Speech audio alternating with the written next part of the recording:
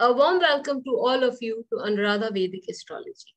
Today, we are going to talk about the Nakshatra animals and their importance in our lives. But before that, a big thanks to all of you for liking, sharing, and subscribing to our videos and audios, writing in your suggestions on our YouTube and Spotify channels. If you haven't subscribed to our YouTube or Spotify channels, then please do that.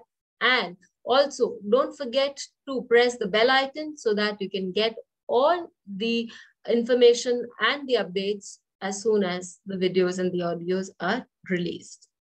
So we move on to the animals of the nakshatras. Why are the animals of the nakshatras important? The animals behave in a very instinctive manner. And wherever our moon nakshatra is, whatever the moon nakshatra is, it has an association with the animal. So emotionally, our instinctive reactions to the emotions relate to the moon nakshatra and the animal associated with it. So if my moon nakshatra happens to be Jeshta, then I would be reacting emotionally in the way of the male deer. I would be territorial, I can stag a fight, but I'll be a very quiet and always be taking care of my own self. As far as my food habits are concerned, I would be very selective about what I eat. So these are the impressions that can come from the Jeshta nakshatra. Now, if we are going to talk about the other planets, do the position of the other planets matter in specific nakshatras? Yes, they do matter, because each planet represents one or two houses, and each house has an association with a particular part of our life, particular area of our life. And every area where we behave instinctually is represented by that animal of the nakshatra in which that particular planet is situated. For example, say somebody has their 10th lord in Ashwini nakshatra. They are quite capable of doing work on a long stretch of time, provided they don't get distracted. Why so? Because that nakshatra is, the animal of Ashwini nakshatra is a male horse. Male horse, we know, when they're allowed a free run, they run for a long distance of time. So when these people work freely, because 10th house is also about your career, you don't want to be subjugated by anybody, you don't want interference from anybody, and you're capable of covering great distances, going a great height. At the same time, when you are distracted, if there is an affliction, that means you're distracted and you can actually lose the sight of your goal for the want of other things in life. If somebody has their 5th nakshatra in Purva Falguni, Purva Falguni nakshatra is ruled by a female rat. We know that rats are very intelligent. They have keen sense of smell. So because the 5th house for us is also intelligence. So it could also mean that you are a very intelligent person. You understand things very quickly and very easily.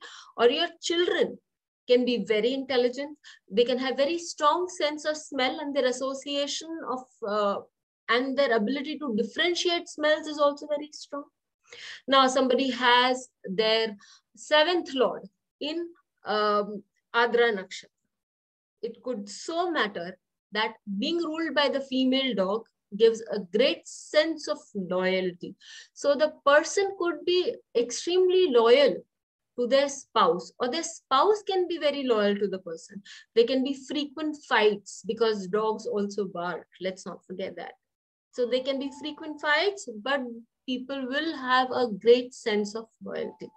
Now moving on to the Purva Bhadra nakshatra. Say somebody has their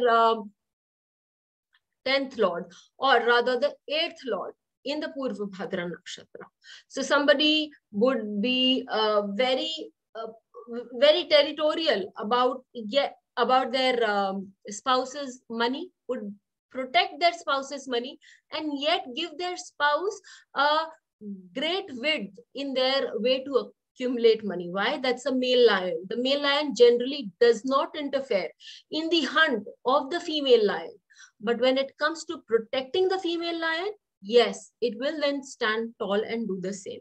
So we can see how the animal instincts work best when the psychology of the person needs to be understood. The psychology of the person is very important part of the person's character, because how we react to situations now create our karma and a future for the coming, agami, that is.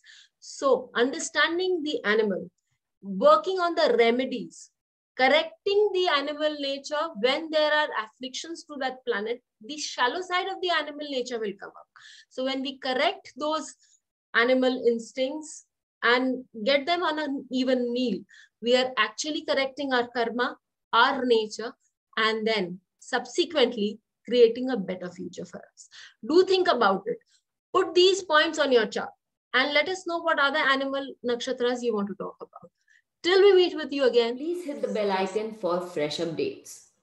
Don't forget to like, share, and comment on the videos, and please subscribe to our channel.